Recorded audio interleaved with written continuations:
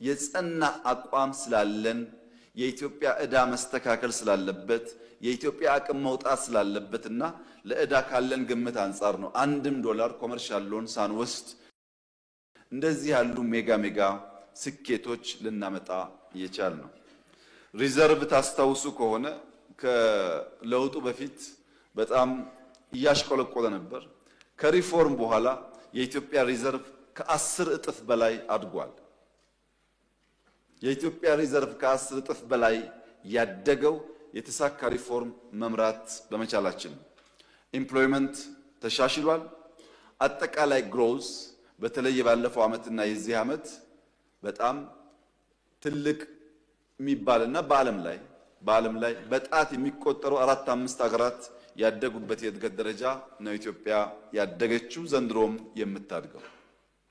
ይሄ ሁሉ የመጣው በሪፎርም ነው። ፎሪን ዳይሬክት ኢንቨስትመንት እንዲሻሻል ሰፋፊ ስራ ተሰርቷል። በተለይ በስመ ኢንቨስትመንት ከማግበስበስ ጠቀም ያለ ሀብት ያላቸውና አቅም ያላቸው ግለሰቦች ላይ እናተኩር ለመሰራነው ስራ ያው ቅድም ተገለጸው በርካታ ኢንቨስትመንት ወደ ኢትዮጵያ እየመጣ ነው ያለው።